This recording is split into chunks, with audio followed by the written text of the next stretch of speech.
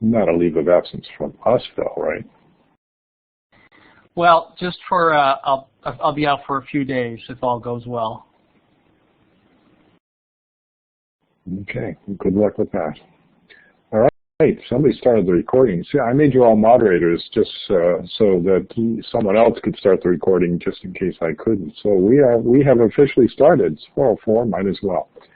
Let me get normal here and begin the evening. So, good evening, good afternoon, everybody.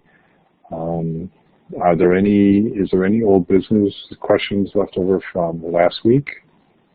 I'll turn off my mic so you can answer.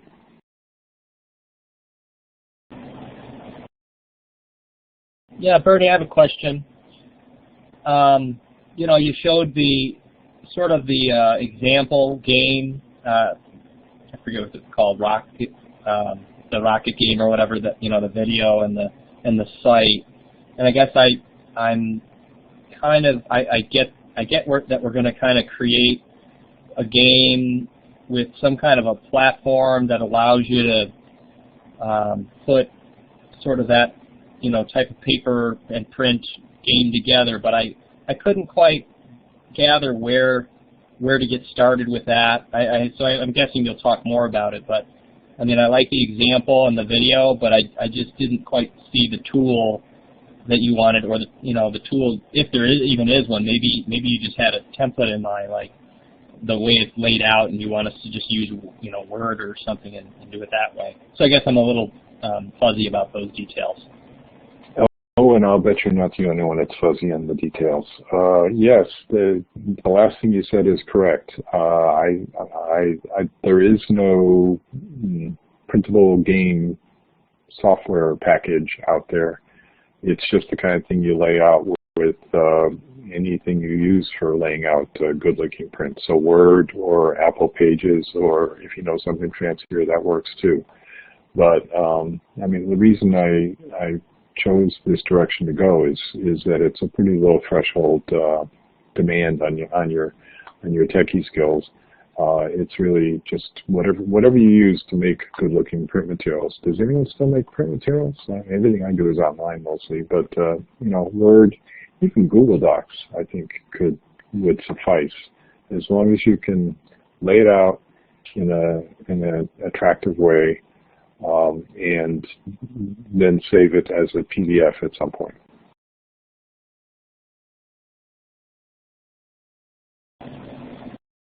Okay, so the assignment will actually involve if the game involves the game board or cards or what have you, to have the Word document kind of laid those pieces out, or is it more the design document?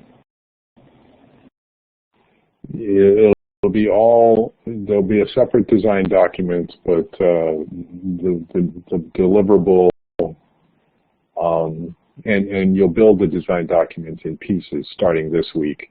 But the actual deliverable is separate from that, and it's what you would distribute to potential users, which instructors and students.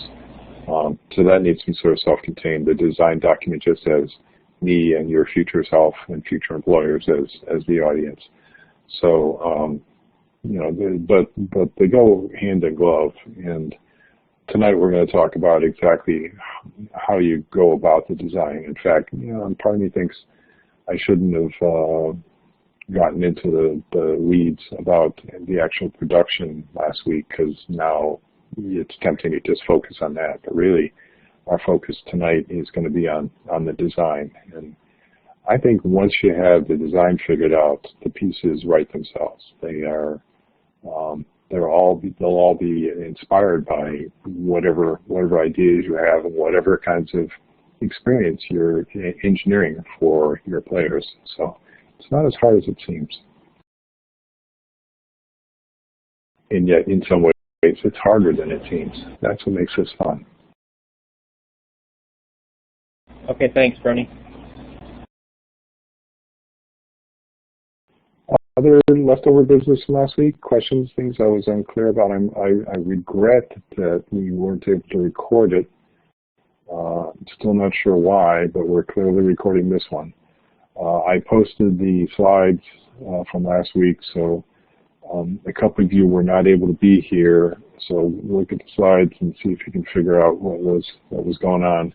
And if you have questions, just email me and we can set up a chat or something to try to recreate the experience for you. But there was no recording. Future historians will just have to guess what happened here last week. All right, hearing no other questions, why don't we get started?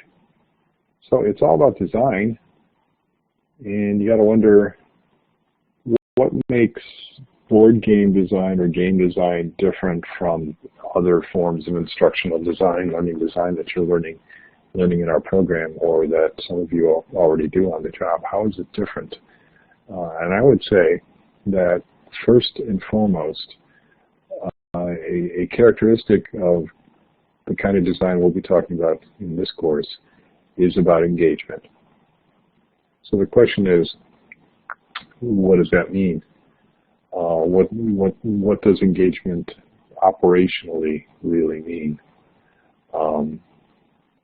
My definition of it is all about interactions.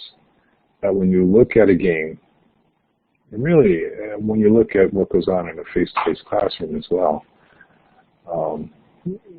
the way you know that something's going on is to look at three different kinds of engagement. First, look at the arrows there going from the woman in the center, who will be my daughter-in-law in 2 weeks. She's interacting with my 30 years now wife to the left, and with her future husband to the right. And so part of what goes on in a game is interactions between people, between players. That doesn't always happen in classrooms, but it certainly happens in games. That's except for solo games. Yes, she loves Boggle, mostly because she beats the crap out of everyone when she plays. So that's one kind of interaction. Another kind is the interaction between the player and the game itself. So, you know, if you look, while people are playing a game, they're manipulating the pieces, they're thinking about what their next move is going to be, they're picking things up, they're strategizing. There's a lot of stuff that is not really about interacting with other people, it's about interaction between the player and the game. And then the third thing, that little bubble coming out of her head, is what goes on inside your mind while you're playing a game, the cognitive part. And for us, because we're designing learning games, that's the critical thing. So those three types of interactions are what we need to focus on, and we can break down those kinds of interactions into smaller categories and think about them as you flesh out the bones of your game. So towards that end, in previous semesters, sometimes I've had people preface this part of the course by actually watching people play a game. And I feel the need to just cut to the chase and get going on this. So I didn't do that first, but at some point during the semester, we will use this instrument to watch people play a game and to sort of refine our observational skills to look for those kinds of engagement.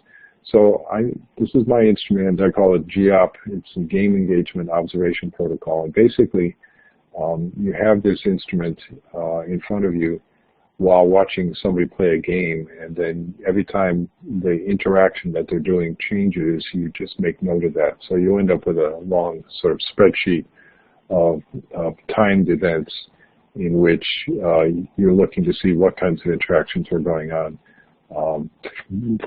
centered on one person. You pick one player to watch, and you see what they were doing at any given time. So the three types of interactions here, again, are player to player, player to game, and player to self. And some of these are more visible than others, but you can guess at all of them just by watching somebody play. And then the fourth thing is like everything else, things that are outside the game. If somebody decides to get up in the middle of the game and get a beer, that's not part of the game usually.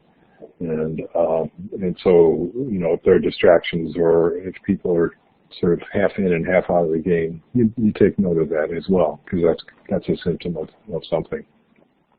Interaction is defined as watching, speaking, listening, touching, or moving. Though at least the visible observations are.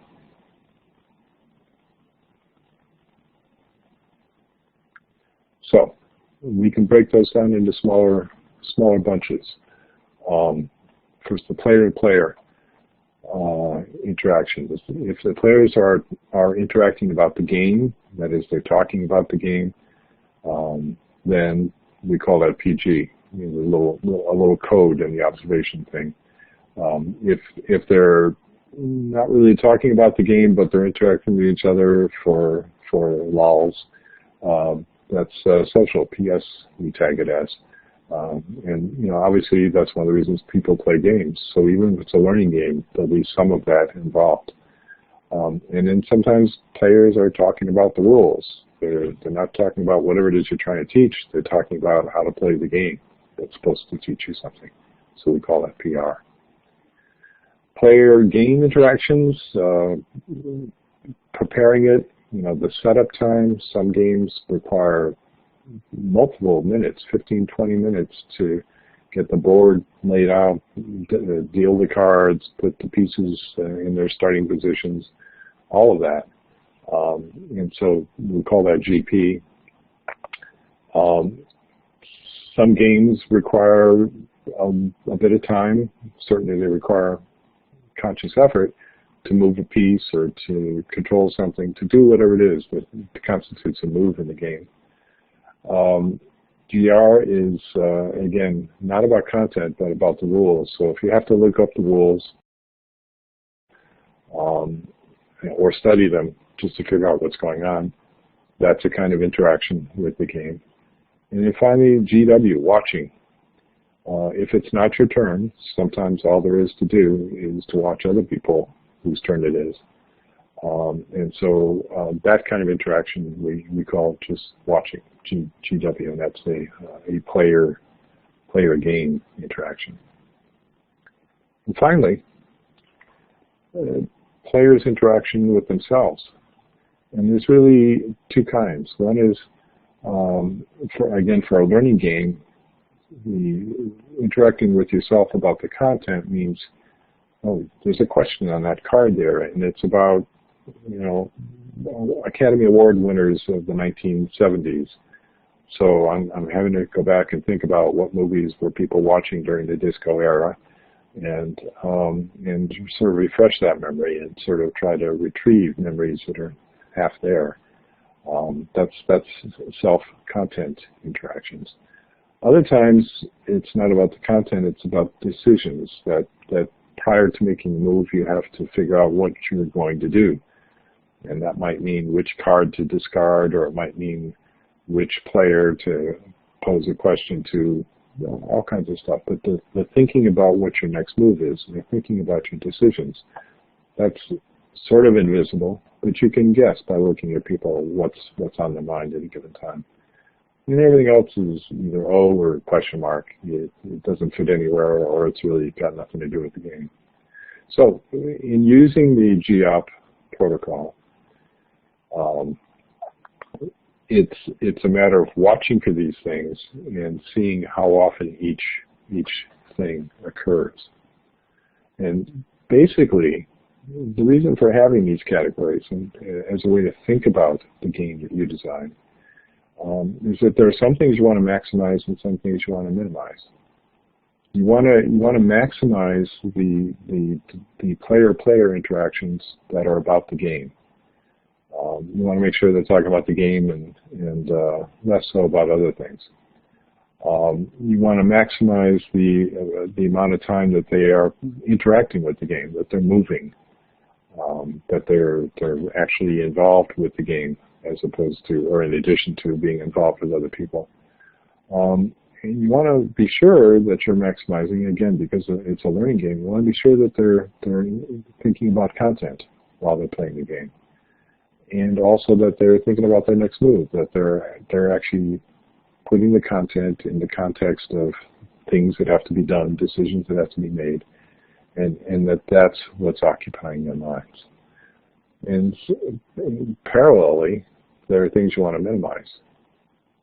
You want to minimize players having to talk about the rules. You want to minimize them having to talk among themselves. You know, how do we play? Is that a legal move? I don't think that's correct. And then having, you know, bantering back and forth about that. That's the symptom of a really badly designed game. And you want them also, even if they're not talking about each other, you don't, as an interactive game, you don't want them picking up the rule book or the directions and trying to figure out what to do. A good game minimizes that. A good game minimizes the time it takes to get it set up. It should be very quick to just, you know, take it out of the envelope that it's in, lay it out, and get started. And then finally, you know, one of the key challenges in designing a game is the question, what do I do when it's not my turn? And that's a function of what there is for everybody to do, but it's also how long there is between turns, and that's a function of how many people are playing. It involves, you know, the presence or absence of rules in which, when it's not your turn, you have the ability to challenge somebody, or you can trade trinkets, trade something when it's not your turn as part of the game. You want to minimize people sort of passively sitting there and just watching. And any of the rest of it should be social stuff, because again, this is a social medium, and it's one that you want to encourage that with. So I think the perfect learning game is one in which you've got PG there, people talking about the game, interacting about the game with each other, people. You've got people interacting with the game by moving in it, not just watching, but actually doing their moves. You want the interaction with themselves to be about decisions. You want their minds to be occupied with, well, what are we going to do next? And then finally, the content. Who did win the Oscar in 1976? And then other is just whatever's left over.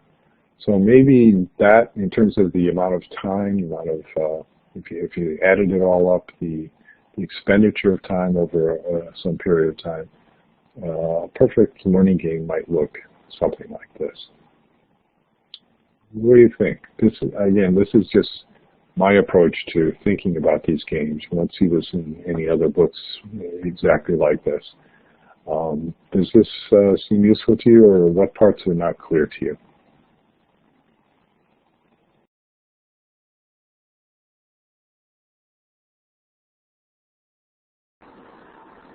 Can you hear me?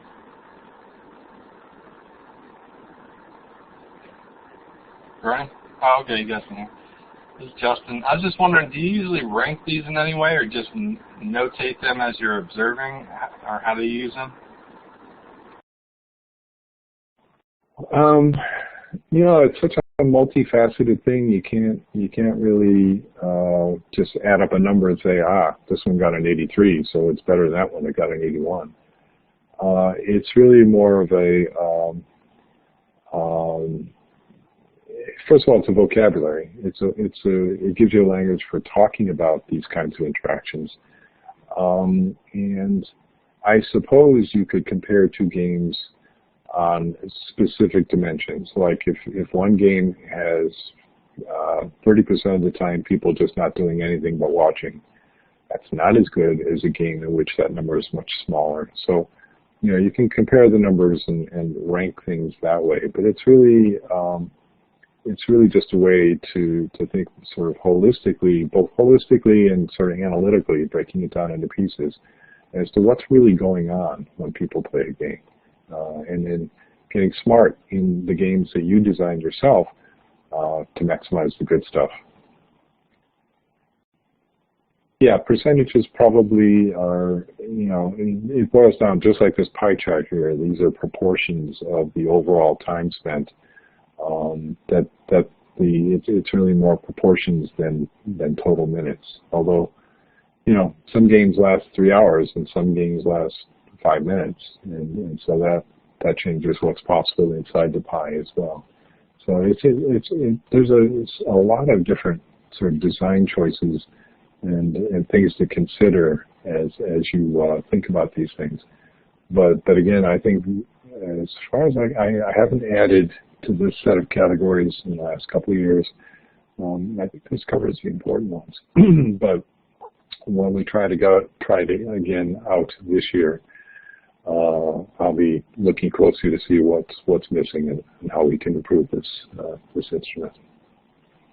And Christopher says it's useful. He said something else, but my chat window is so compressed right now I can't really see. Let me make that bigger so I can scroll back and see lots of stuff. Okay. Yeah. Other questions or comments about this?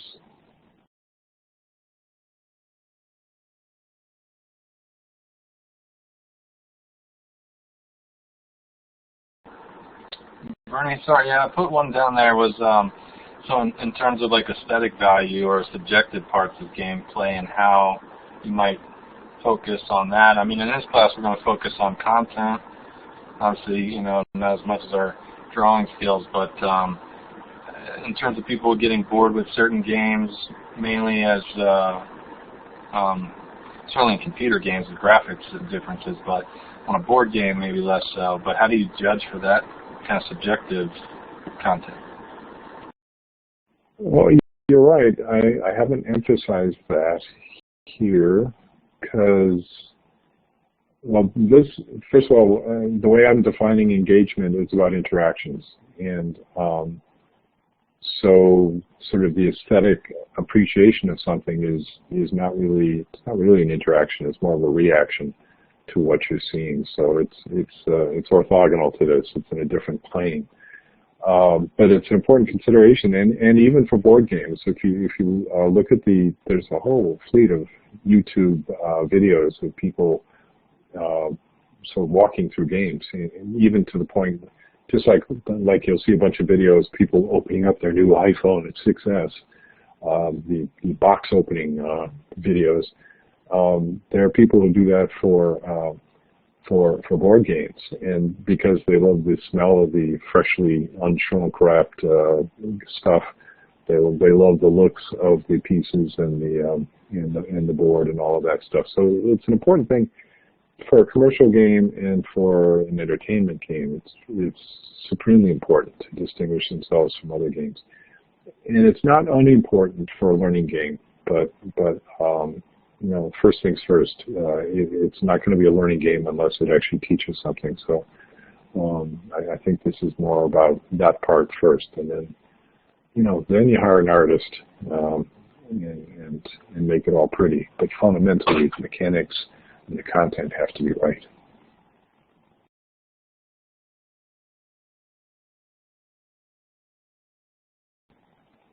Okay. If I see no other content or comments, let's move on.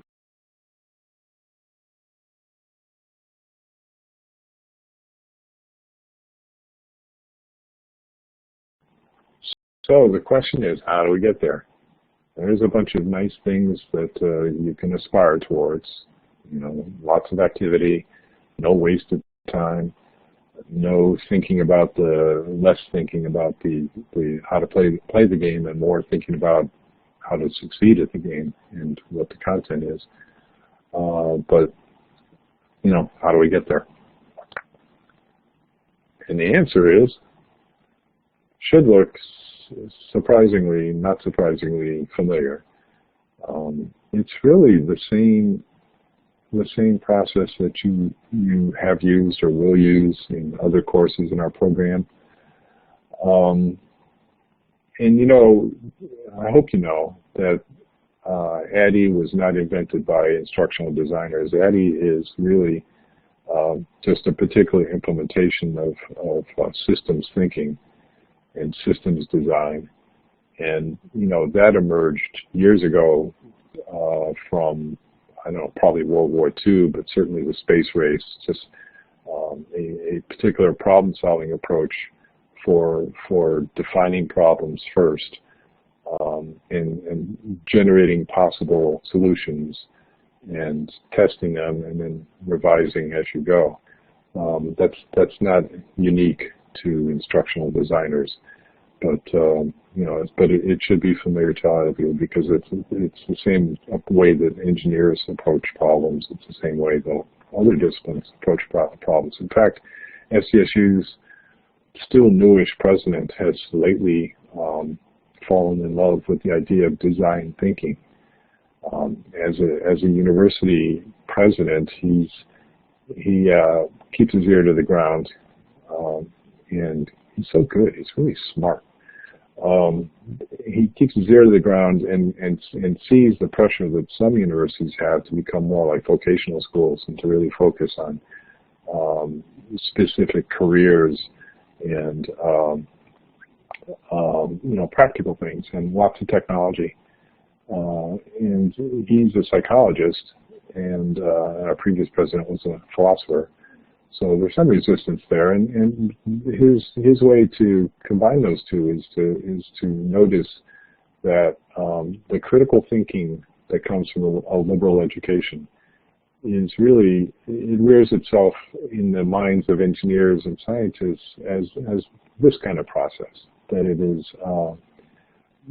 design thinking. And that word, that phrase, design thinking, is suddenly very popular because people are re-seeing their disciplines in more this way. It's another form of critical thinking, but it's really aimed towards problem solving. But it's the same kind of education and refined thinking that you want any college graduate to have. So our president's been pushing that, and makes us feel good, because it's the kind of stuff we've been doing forever.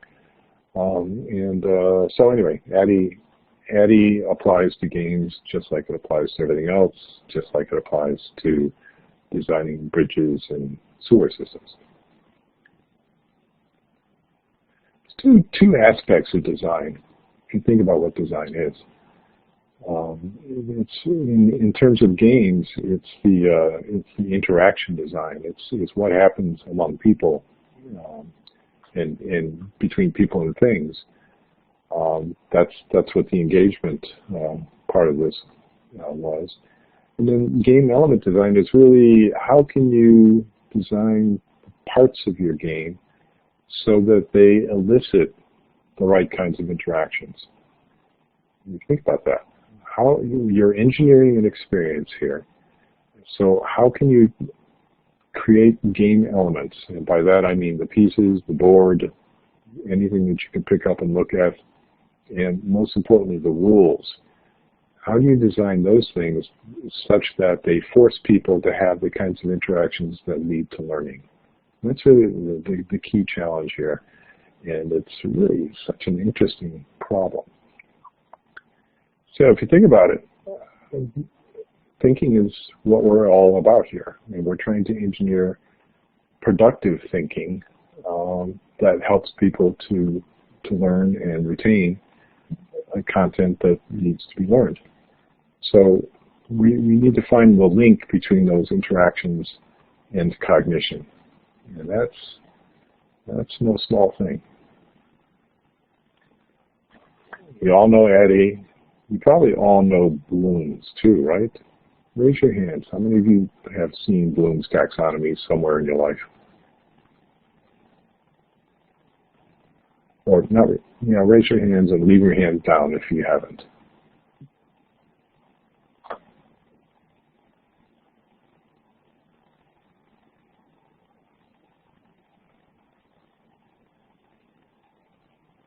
Okay, almost everybody. Ida and Wendy have stepped out for a beer, so because I'm sure they have too. So yes, put your hands down, please. Bloom's taxonomy has had an incredible shelf life. It was developed in the 50s as a way to organize lesson design, curriculum design, to just like what I've been talking about so far, to give people a language for talking about the kind of thinking that's required when we try to teach something. And it held for 50 of the last 60 years. It held up pretty well without much change. And then about 10 years ago, it was revised. Instead of nouns, they're using whatever these are, gerunds, participles, I don't know. But basically, you can see that there is a process here that goes from low to high, and that they changed the words particularly at the high end. But it's a pretty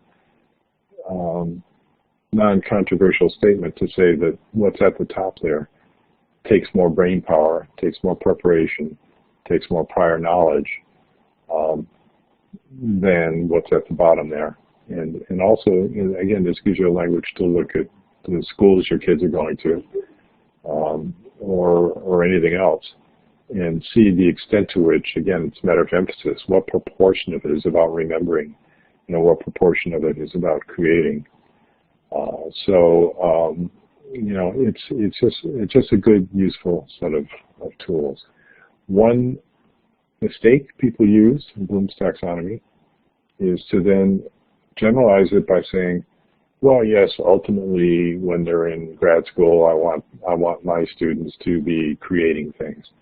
But really, they're not ready for that now, and because they don't know anything. So I'm going to focus my attention on giving them this great foundation so that they remember everything. And because if you don't remember anything, then you've got nothing to build on. And this mindset comes up often in designing instruction for, or actually teaching economically disadvantaged kids that they're not ready to create because they don't know nothing. So that's a huge misconception that's led to a lot of bad teaching. So let's get that out of the way right now. You can do all of these things simultaneously. It's certainly easier to create if you have some knowledge of what you're trying to create a different version of. But these things are not sequential. They are ordered in their complexity, but you don't need to do one before another necessarily. But given this world that we live in, where remembering is important in some domains more than others, think about it in medicine, which really should be a problem-solving discipline. To get to that point, doctors and nurses memorize an enormous amount of vocabulary about the human body, about diseases, about pharmaceuticals. And so no matter whether you're talking about teaching kids or you're in some kind of corporate training, there's a certain amount of remembering that someone is going to ask you to help people do. So think about remembering in terms of those interactions. List the major cities of all 50 states. I don't know. Over this past summer, I ticked off my last 4 states, so I have now been in all 50 states. And only because I love geography could I probably list the major cities of all 50 states. But is that important? I don't know. I can always look it up. It's useful, so that when I hear somebody talking about Duluth, then I know roughly where it is and a little bit about what it looks like. Identify, give an organ and diagram of the human body. Yeah, a lot of people should know that. Translate the colors into Spanish. Those are just remembering things. So how can we take the interactions that are involved in in a game and create interactions that will support these kinds of learnings.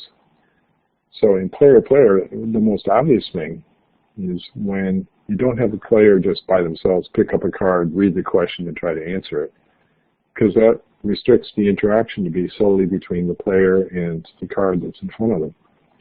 Instead, I pick up the card and I read the question to you, and I have to look at what the answer is, and so I'm learning while posing the question, and you're learning.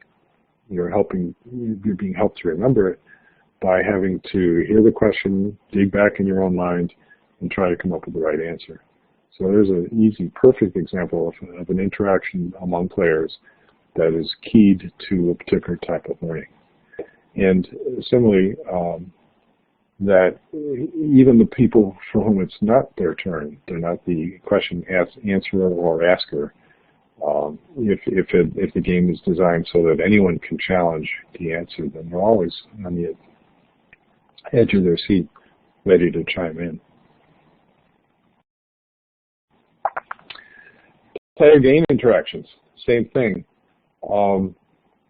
Looking at the board in response to a prompt, or reading the card, requiring the correct answers. And in fact, you know, one of my sort of pet peeves, but I guess I'm getting less peevish about it the more I think about it. One of my pet peeves is going into, you know, like the gift shops at museums and planetariums and places like that. They always have some kind of card game there that's meant to be educational. And if you look at it closely, really not much educational about it. There's nothing about the rules that does these kinds of things. But there is this sort of, under the player game interactions, just simply having a card which has content on it in which you're getting to match one thing with another. You know, a picture of Jupiter along with the word Jupiter. Having that card in front of you when ordinarily you could get through a day without seeing the word Jupiter and a picture of Jupiter on it at the same time. That is a kind of low form of education, but it is educational. So I'm less annoyed by seeing those described as educational games than I once was, but we can do better than that. And finally, the player self-interactions. Again, you want people to be in a position to scan their memory for the answers to questions, or to match what they hear with their memory with something that they hear or see. And then the self-decision thing, deciding on the best response among many, that processing of making a choice on what the best answer is, that's a lot of deep processing that's happening there, deep cognition that wouldn't happen if you weren't playing the game. So that's a good thing, as Martha Stewart would say. Let me stop there for comments or questions.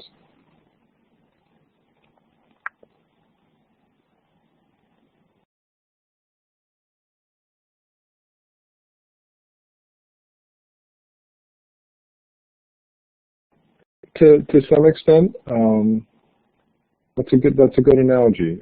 To some extent, at the remembering level, what you're doing with these cards is something like what goes on with flashcards.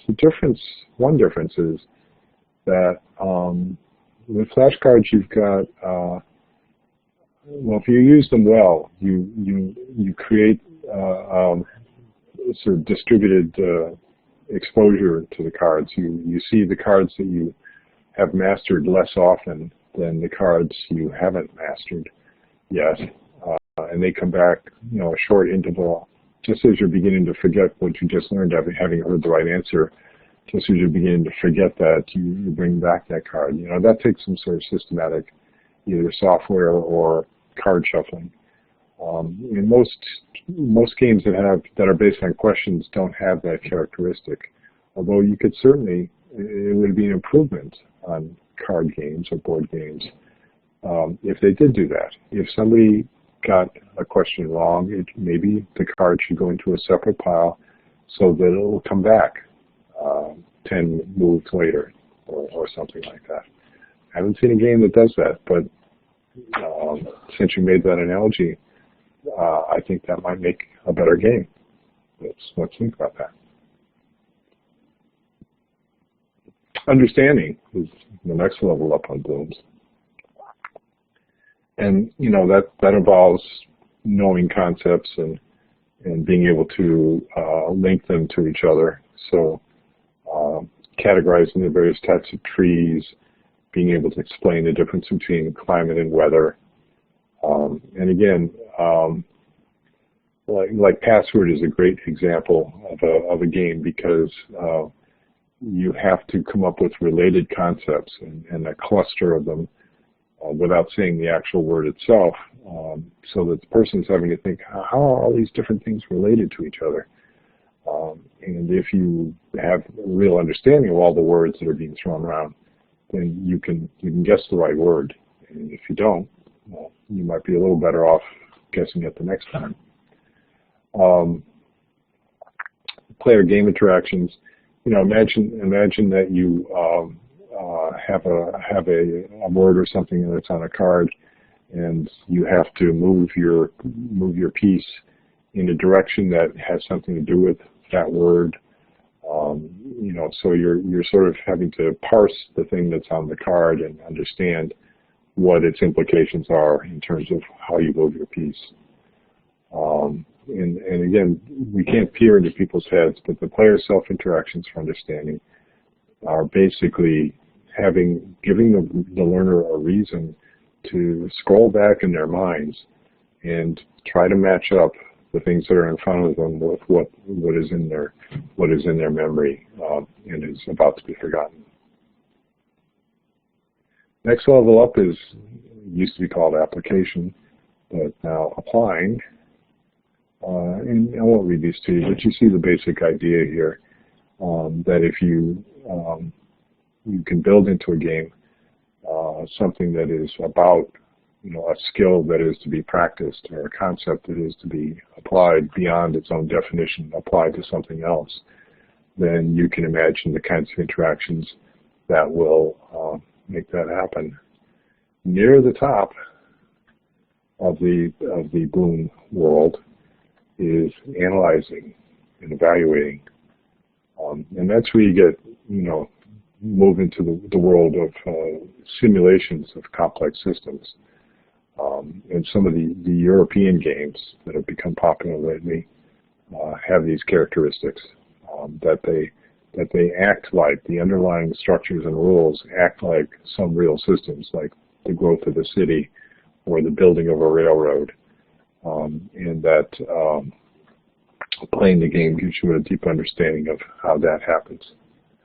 And finally, creating. And there are party games that do this quite well, where we just got one. What is it? Can't think of the name. Snake Oil. Snake Oil, you're dealt 3 different cards, and your job is to put those 3 cards together into a product description. And one player is meant to be the buyer, and so that buyer also picks up a card that says who they are. You know, they're an itinerant minister going from town to town, or they're an undertaker.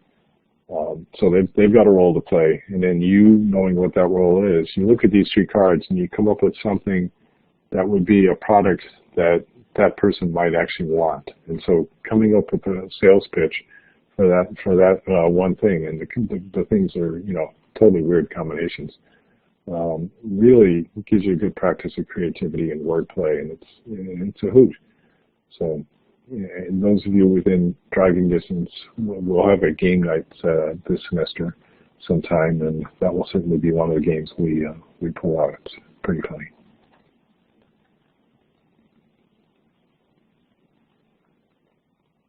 So, we're coming up toward break time here. How do you design these interactions? The first thing to do is to think about what you're trying to teach and categorize it according to Bloom. And then from that, once you know what sort of category it's in, from, you know, Bloomish way,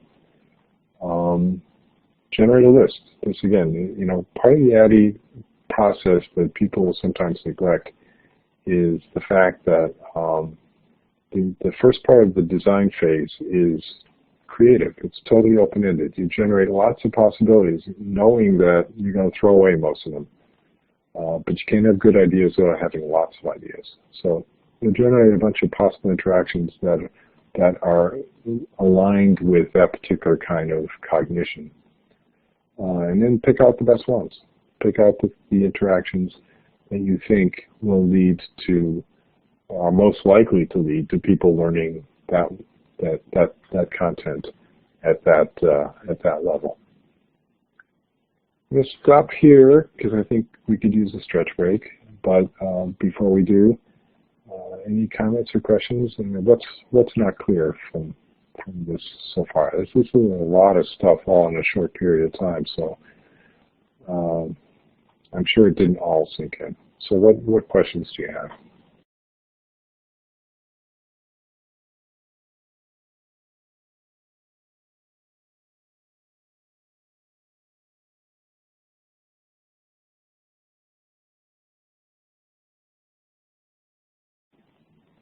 Wendy was writing something and then she stopped. The world will never know what she had in mind.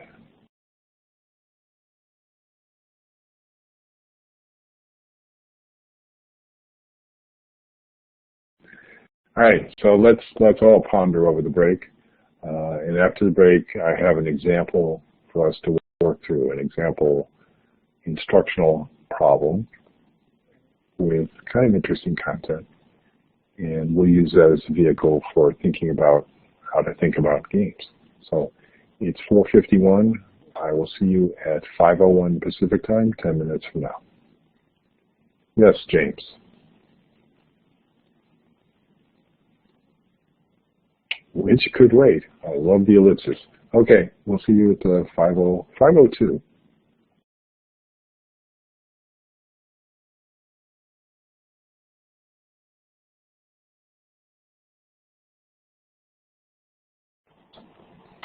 Okay, we're back, and several people posted some excellent conversation starters for us to begin with. So Wendy, first, after the break, when we say interactions, we mean we're coming over possible game mechanics and the way players would interact with them. I think that the way I would put it is that game mechanics are there to force those interactions. It isn't that we're interacting with the mechanics, it is that we design the mechanics so that those interactions happen. And so to do that, we need to understand what interactions we're striving for, and then try to come up with mechanics that make that happen. It has to start with the learning, and then we try to figure out what kind of interaction will lead to that learning. And then we try to figure out what kind of game mechanics will force those interactions that lead to those learnings, or to that type of learning. James said, games don't always have to be educational, do they? No, of course not. In fact, most games aren't. But the games for this class are, because that's the department we're in. So, yeah, a lot of, most games, I would say, are only incidentally educational. And a lot of games that purport to be educational are only incidentally educational. So, you know, I always look at the designs of the games that come out of this class. Many of them, not all, many of them are leaps and bounds ahead of what I've seen for sale that's educational. So, yeah, it's all about knowing what learning requires and then figuring out how to make the game bring that about. But most games are not really educational. Other questions or comments come to anybody while you're away? Yeah. Well, and educational to include corporate training talent building, not just K-12.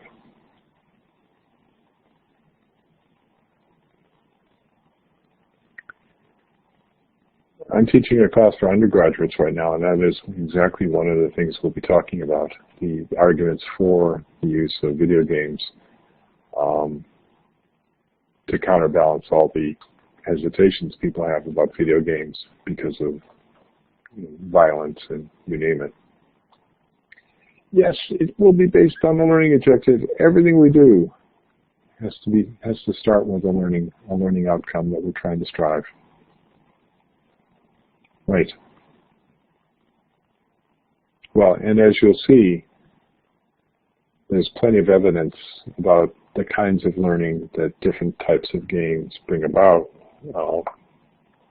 You'll see that when we start going through the Meyer book a little bit later in the course. All right, I want to start with an example. And this example will inspire, will be an instructional problem for us to work on, and I will then put you to work in small groups to see what you come up with. So this story I'm going to start with actually happened, and it happened on a particular day. And for reasons that will become clear, I still remember exactly what day it was.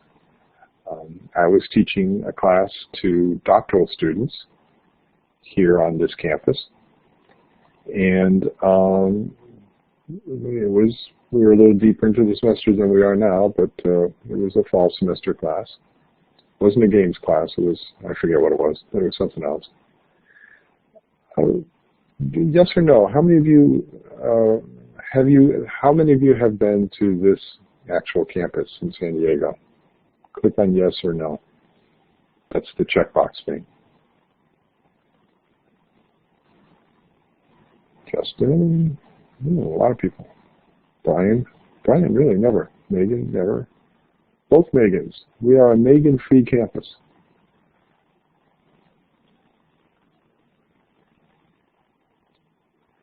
So a few of you have not seen this particular building. This is our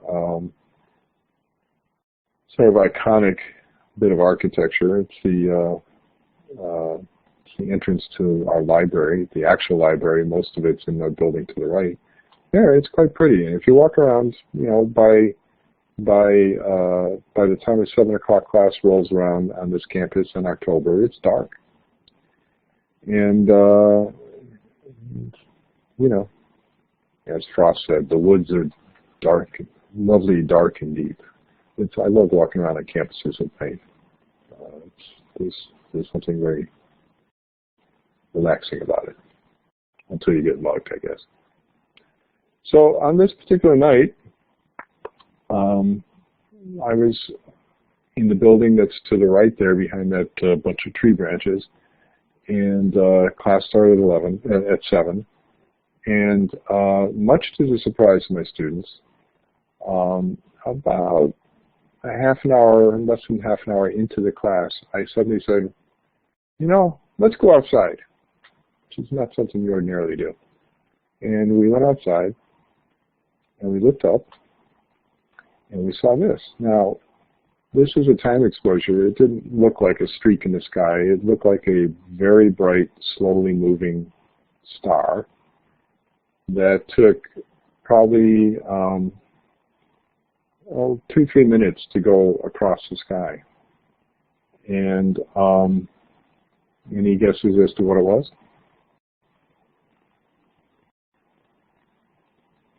Type your guesses into the chat window.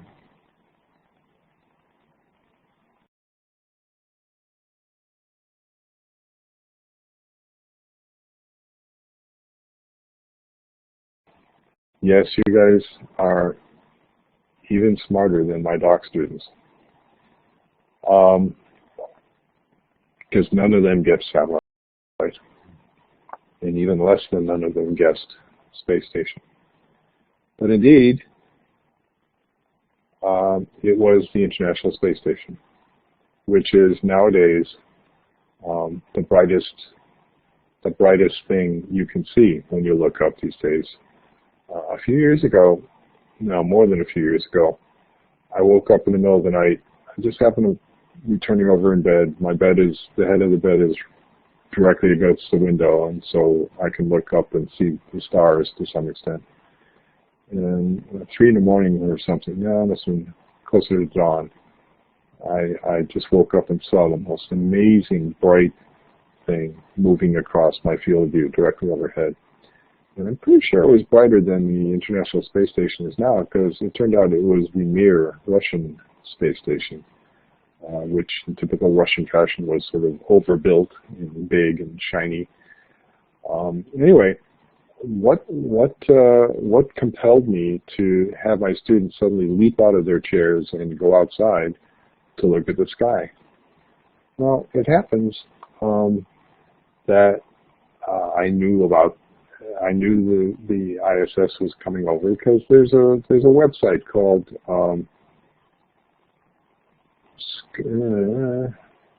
heavensabove.com, and it lists all satellites really, but you can filter down so only the very brightest ones, the ones you're likely to be able to actually see in a city. It shows when they're coming over. And so the International Space Station, if you live in the Northern Hemisphere, will be overhead 2, 3, 4 nights in a row. I don't know, once a month or so. It just keeps moving around the country. So anyway, there is the orbit. I went to the site and I recorded exactly that particular pass over us, and it went pretty close to almost straight overhead in San Diego.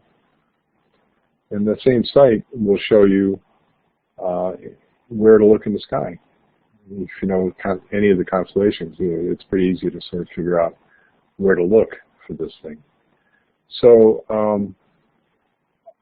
I knew what it was. I knew that it was coming, and it was a little bit like the scene in Connecticut Yankee, and I am a Connecticut Yankee, in King Arthur's court, where he knew enough that there was an eclipse coming and wowed the crowd by having them go outside and look at it.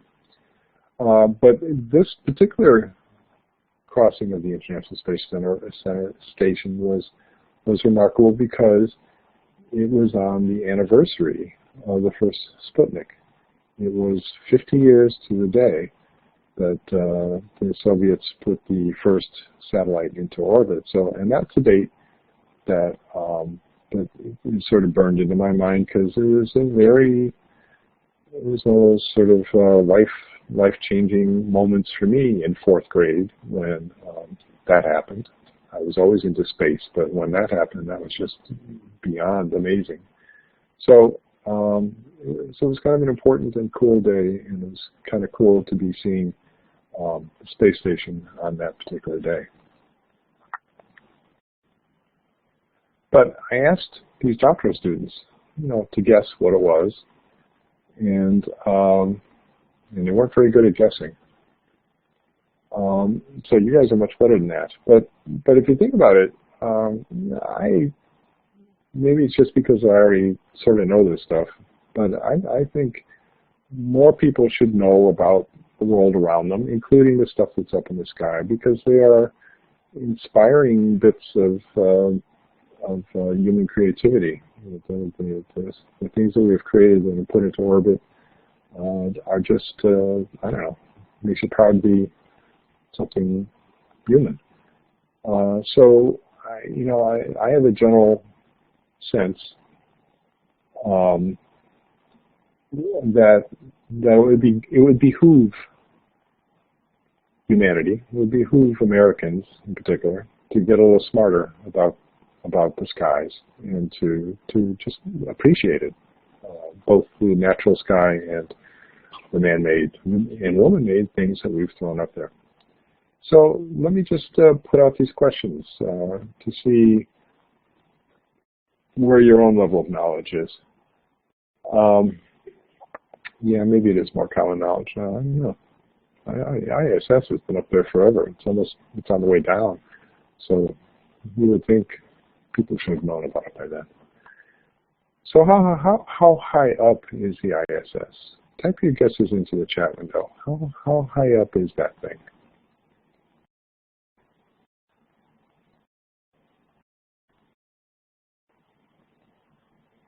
Come on, stick your neck out. We won't shame you if you're wrong. Okay, there's one guess. Thank you, Christopher.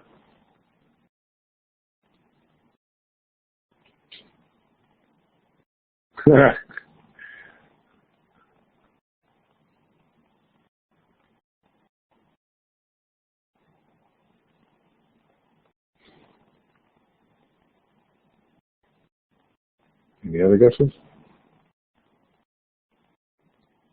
Well, Justin is the closest. It's like on the order of between, like 150 miles, I think. It's what they call low Earth orbit. So, if you could just get in your car and drive straight up, you could be at the space station in an hour and a half, 2 hours. So, 250. Did you look that up, or is that the right answer? It's on the order of hundreds, but not thousands of miles. And let's see. Okay, Christopher, do I need to divide by 5,000 there to get how many miles is that? 90? If so, that wasn't a bad guess. Yeah. Okay. So right away, there's things to know about satellites, like how high are they up. Why did it disappear after 3 minutes? Yeah, it costs a lot. More than a, tank of gas. If you've watched satellites, there are certain times of day where you will see them, and others when you won't. And they invariably fade out, just as this one did, sometime while it's up there. So why is that?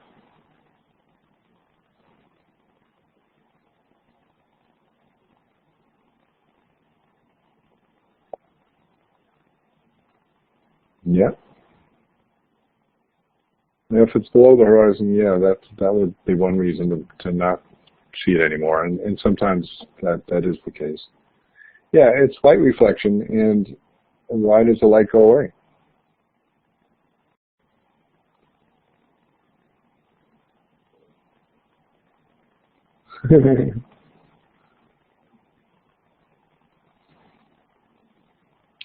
Yeah, you're homing in on it. It's the satellites disappear when they go behind the Earth's shadow, and the only time you see them, satellites, is within a couple of hours of sunset and a couple of hours before sunrise. And that's because where they are, the sun is shining on them, and we are still in the dark and able to see them against the dark sky. But after like 10 o'clock, 11 o'clock, wherever you are, except maybe in Alaska, when it's that far after sunset, then they're in shadow the whole time, so you don't get to see them. So they disappear because of the shadow. What kinds of satellites are up there? This would be a good question. And if you think about it, you could come up with a list of things. There are spy satellites. There are satellites that carry people. There are weather satellites. There's communication satellites. So with enough time, you could generate a pretty good list. But they are, amazingly productive little bits of machinery. Apogee is a word that you hear. Apogee and perigee. What do those words mean?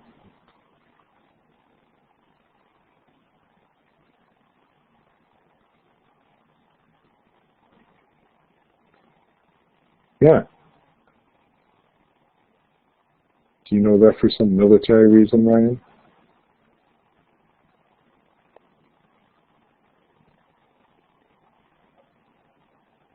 Okay, now you're all just Googling stuff. Oh, really? Yeah, the apogee means furthest, and the peri means closest, and the G refers to the Earth. So the apogee is the part of its orbit when it's furthest away from the Earth. The perigee is when it's closest to the Earth.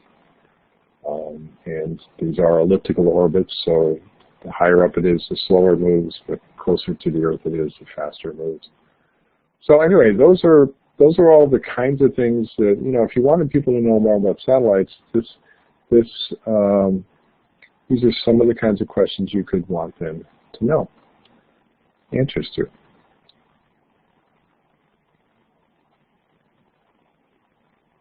Really? See, to me, the whole blue moon thing is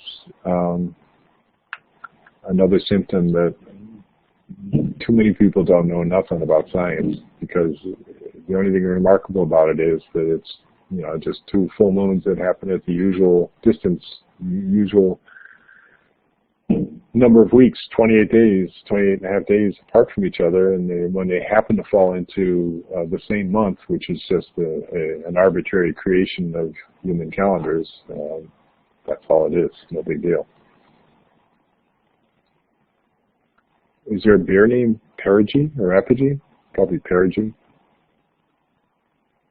Oh, Blue Moon, yes, of course. Also a hit song from the 50s. So, what I'd like you to do, is I'm going to put you into, we haven't done this yet in this class, I'm going to put you into little rooms, and I have no control over who gets thrown together in which room.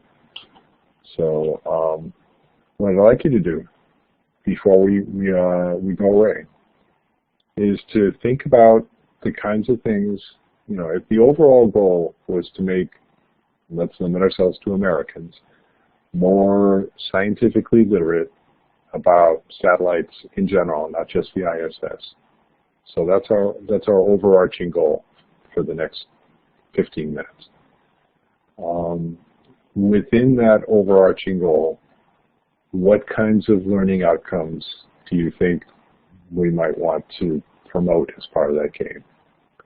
So that's your first task. Come up with what the learning outcomes are going to be. Task 1, learning outcomes. Task 2,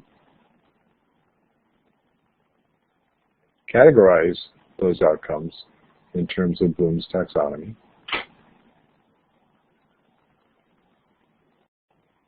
And then think about what you could do in a game that would have people interact in a way that would bring that kind of learning to bear. And again, make a long list, generate as many possibilities as you can, and then figure out what are the best ones, which are the ones that are most likely to actually succeed at helping people learn something. So right there, this is really step 0 of good educational game design, because we're not going to start with figuring out what's going to be on the board. We're not going to start by thinking about what to name it.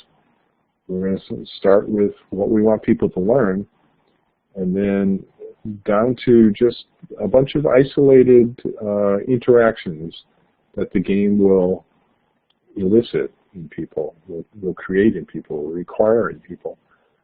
And once we have a bunch of those, then we've got the best possible way to start building a game.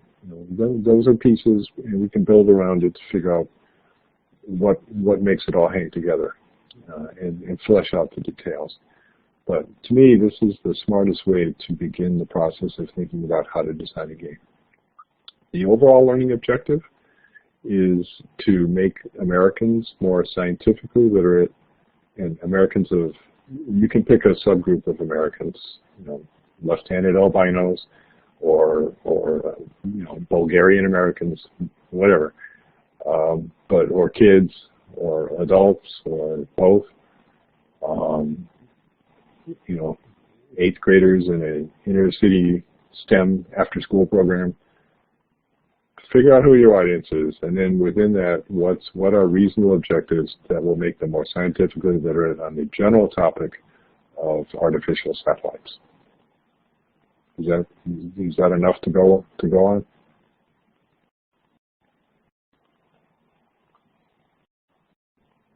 Okay. So I'm going to pluck my magic twanger here and put you into rooms with 3 or 4 people. And I'm going to give you, it's 5:25 Pacific time. I'm going to give you until 5:45 to come up with some possible solutions. So here we go.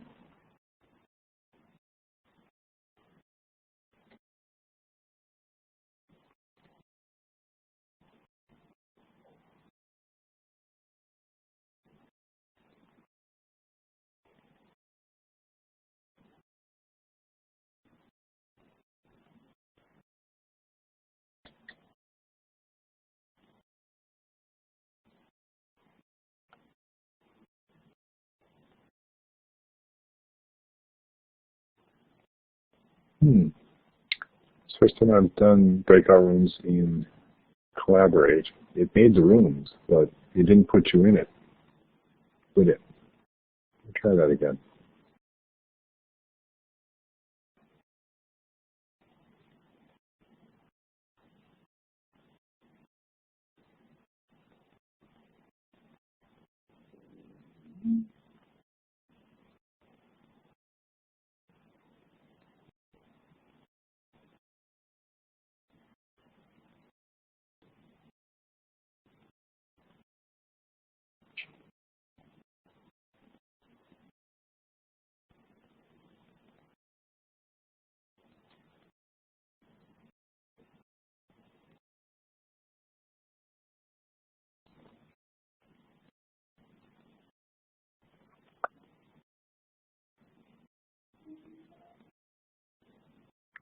I'm having to do it manually, so bear with me.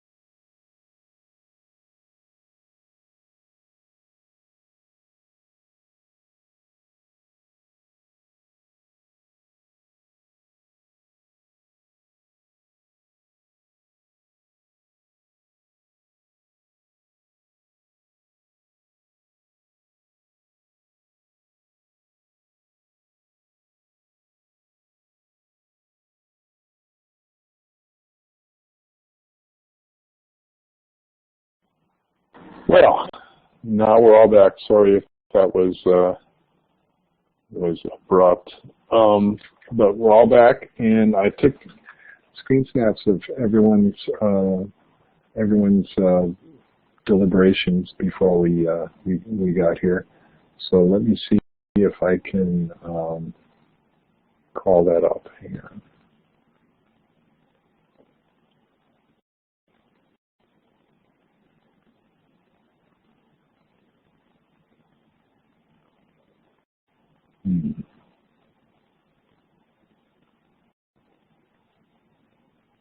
Well, it doesn't look like I can.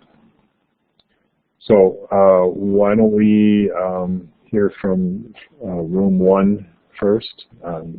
What kinds of ideas you came up with?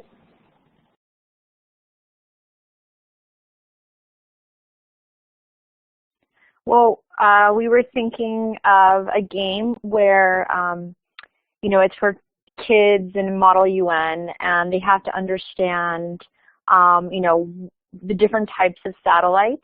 They're kind of assigned a different type. You know, the goal is to understand the different types of satellites and like how they stay up in space, and not just like, you know, physically, but also like negotiating budgets, etc. That was kind of the overarching goal in the audience. And what kinds of, did you get to the point where you could imagine kinds of interactions that that learning would require? Yeah, we just talked, so part of it's negotiations, but maybe other Megan too would want to take it from here. Yeah. Yeah, so ours, it was sort of the idea of like why satellites are important. So we wanted to get the players to have to interact with each other and negotiate. So the idea is that each player would be a different type of satellite, like a communication or atmospheric or research or military. And then there'd be some kind of external force within the game that would like limit the budget that each one of those had or current public opinion, and kind of change those levels. And so they'd have to kind of negotiate with each other, like to say why me as a communication satellite is more important right now than you as the atmospheric satellite. So they'd have to be able to know like why each is important, what role it plays in society, how they kind of function. So they'd have to be able to interact with each other and come up with those. Maybe they'd have to do a little research to figure out, you know, what does the military or spy satellites do and how do they fit in the overall realm of satellites. That is surprisingly good, given the constraints you were working under. I think I would suggest having a little less phantasmic and more down to earth, literally. That the players would each represent a different aerospace corporations. I mean, these things are not built by governments. They're built by companies that are contracted by governments, and they compete with each other, and they make pitches to each other. And governments, within each government, you've got people, you know, trying to prioritize their budgets and decide on whether to spend something that would help agriculture versus the military spy satellites. So there's lots of sort of inherent but realistic conflicts there. And I like the fact that you mapped that knowledge onto the interaction among players of negotiation. I think that actually that's one of the best ideas I've ever seen come out of this exercise. Thanks. Let's hear from room 2.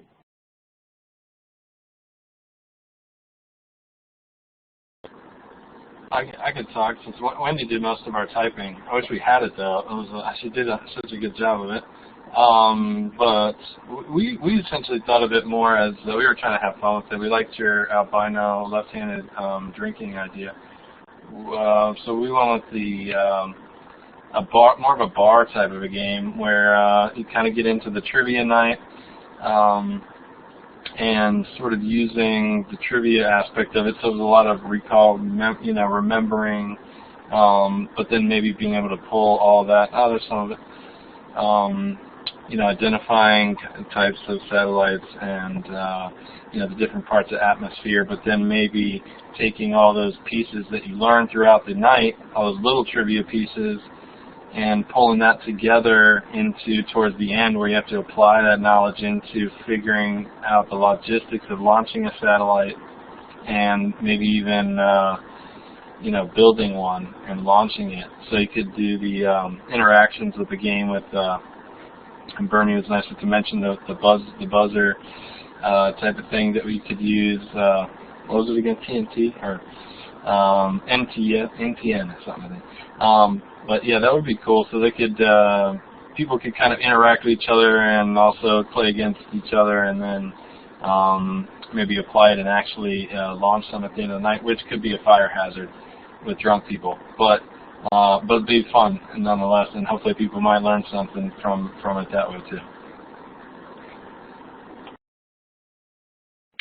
Hard to argue against a bar trivia game about space. Some of my favorite things all together in one paragraph. Very cool. Let's hear from room 3.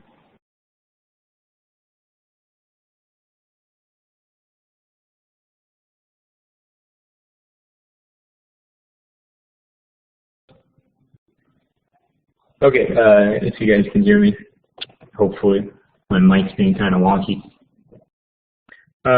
So we were kind of stuck at the original point of it as far as like the visual differences between them, going back and forth. And then once you kind of started breaking down the fact that it wasn't just taking it literally and saying, if you're looking up in the night sky, that kind of stuff, we were kind of kicking around the idea of having the learner following or tracing the construction of a satellite from its origin up into the launch, and just kind of, it could, I haven't obviously came up with the super details of it because we were stuck on the other thing for a while, but you could definitely have a large competition angle to it, going back and forth, and then they would be assembling the individual pieces, and they can learn like what does what on it and all the different aspects like that. Sounds very hands-on, very kinetic. And that would obviously be very popular. Okay, well, again, I'll put you through the ringer. This is a lot of processing to be done in a fairly short time, but we do need to move this further. So let me wrap this up and talk about where we go next. I put up a forum for you to share ideas, and again, you can work on your board game solo or sola, or you can assemble a team of no more than 4 people, since that would be like a third of the class. But use the discussion forum as a place to sort of put out some ideas and just think out loud, and also please provide peer, be a sounding board for each other, and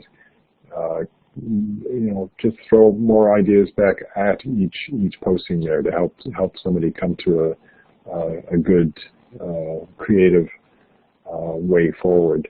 So do that among yourselves on the discussion forum. I'll peer in on it once a day. When you think you have settled on an idea, it's not written in stone, but when you think you have settled on an idea, either you by yourself or with a group, then write me and tell me what it is, and then I'll help you refine that before you spin your wheels and waste any further time on something that won't be viable. Because I have got enough experience at this to know when something's probably a dead end. So once that decision is made, you'll be sort of refining a set of learning outcomes and categorizing them in the way that we just described tonight, only you'll have more time to actually do it, and bring it down to the point of the interactions that those outcomes and the parts of the game are designed to bring about. I'm revising the previous version of it. I'm putting together a Google Doc that is your next deliverable, and that's where you'll pour all of these deliberations that you're going to do this coming week In addition to the sort of learning outcomes and some possible interactions that you're going to be striving for,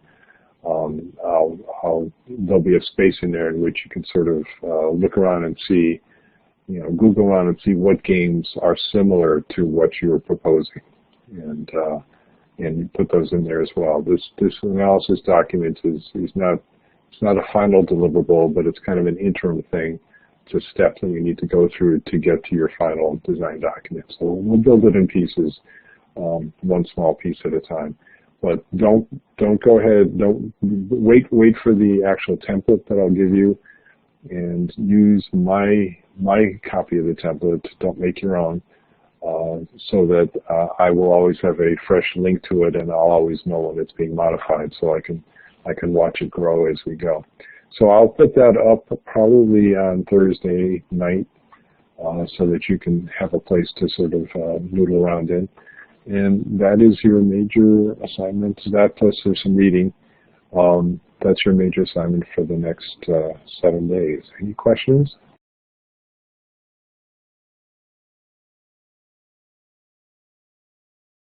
I see fingers fluttering over the keyboards, but nobody consummating the process and actually hitting return.